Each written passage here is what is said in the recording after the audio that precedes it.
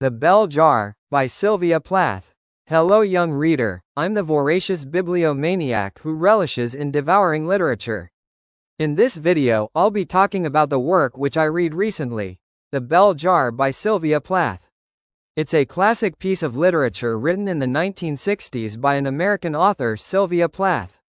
My summary and thoughts. The story begins with some ruminations of our protagonist Miss Esther Greenwood, whose name is unknown to us until the third chapter, upon the idea of electrocution, how she finds it stupid, upon how in the country they would assert their astonishment at the exaltation of a poor girl who couldn't even afford a magazine, to steering New York like her own private car.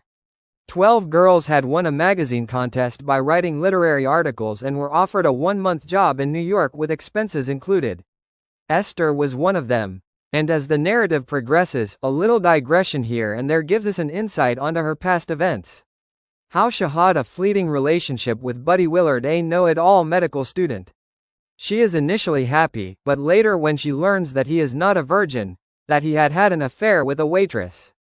The narrator also tells that it is not the fact that he slept with some other woman that troubles her, but his posing as a pious, unblemished soul. His posing a hypocrite is what makes her decide to break up with him, once and for all.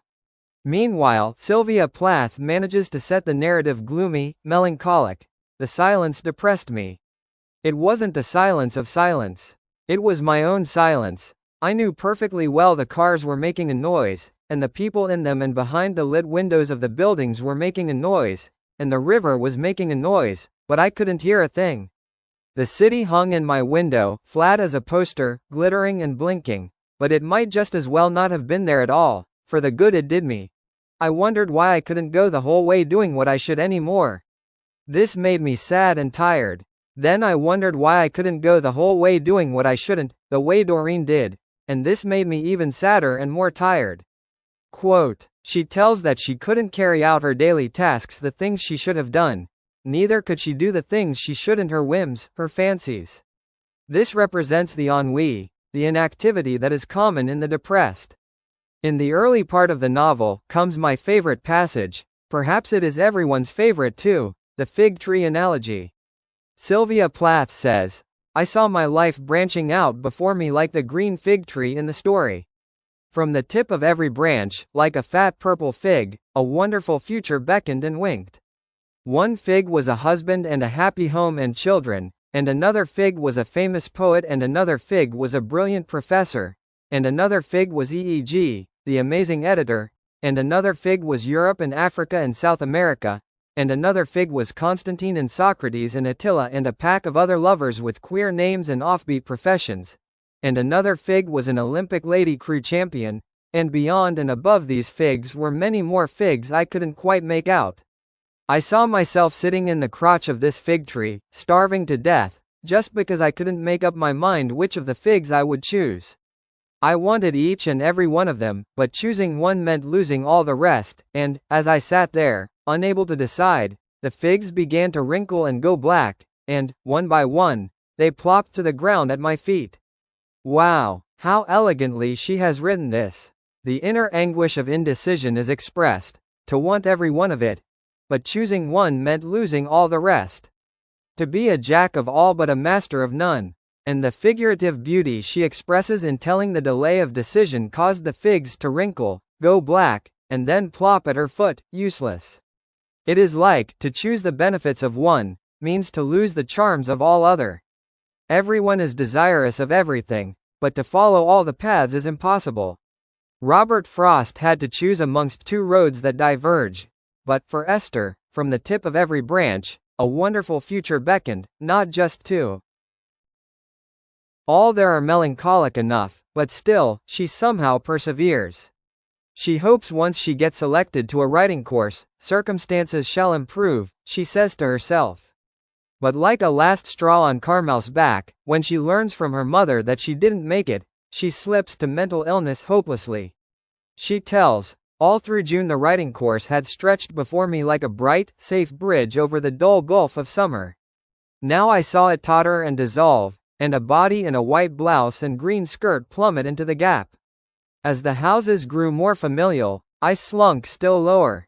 I felt it important not to be recognized. I had nothing to look forward to. There also comes an interesting point in the story. The protagonist Esther starts to write her novel. From another, distanced mind, I saw myself sitting on the breezeway, surrounded by two white clapboard walls, a mock orange bush and a clump of birches and a box hedge, small as a doll in a doll's house. A feeling of tenderness filled my heart. My heroine would be myself, only in disguise. She would be called Elaine. Elaine. I counted the letters on my fingers. There were 6 letters in Esther, too. It seemed a lucky thing. Elaine sat on the breezeway in an old yellow nightgown of her mother's, waiting for something to happen. It was a sweltering morning in July, and drops of sweat crawled down her back, one by one, like slow insects. Now, we do know that this work is largely biographical. I wondered if Sylvia, similarly, sat on the breezeway in an old yellow nightgown. If it was a sweltering morning in July, and drops of sweat crawled down her back, one by one, like slow insects. Also, the name Sylvia has 6 letters too. And, the plot moves on. She slips to insomnia, she needs to have sleeping pills to fall asleep. In her writhing turmoil of despair, she even attempts suicide and lands up in psychiatry ward. There are excerpts which suggest feminism too when she says to Voice for Equal Rights. I couldn't stand the idea of a woman having to have a single pure life and a man being able to have a double life, one pure and one not. In this writing, Plath has endeavored to explain what a mental illness feels like. It is not simple, the want to be understood and its hopelessness. Until you read this novel yourself, it is difficult, and in vain for me to tell how beautifully the author has succeeded in setting the tone. It was as if what I wanted to kill wasn't in that skin or the thin blue pulse that jumped under my thumb, but somewhere else, deeper, more secret, and a whole lot harder to get at. If you expect nothing from somebody, you are never disappointed. What I liked best of all is her figurative sentences which carry the meaning of what plain words will not suffice. For example, then plan after plan started leaping through my head, like a family of scatty rabbits. I saw the years of my life spaced along a road in the form of telephone poles, threaded together by wires. I counted 1, 2, 3, 19 telephone poles, and then the wires dangled into space, and try as I would, I couldn't see a single pole beyond the 19th.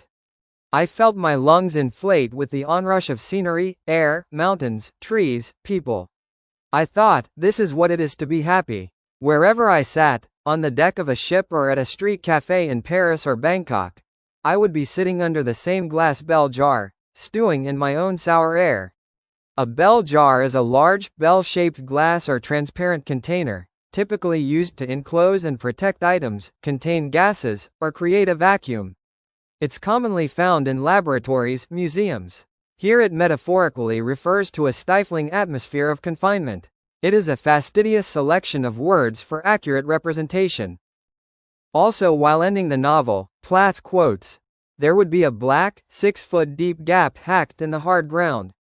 That shadow would marry this shadow, and the peculiar, yellowish soil of our locality seal the wound in the whiteness, and yet another snowfall erase the traces of newness in Joan's grave."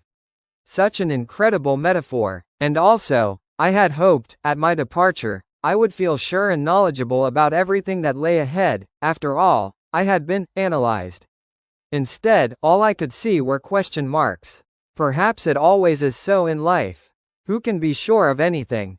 And now let me talk a few points which I didn't like in this work. Being written in the 1960s, in the midst of Civil War movement, it is not devoid of racism. A few quotes which defect this are, "The face in the mirror looks like a sick Indian. A big smudgy-eyed Chinese woman stared idiotically into my face. They are squat and ugly as Aztecs." It would be improbable to argue that the racism was prevalent then, because 1960s was a period of the Civil War. However, the merits outweigh the negative criticism, and it is a classic for its own reason.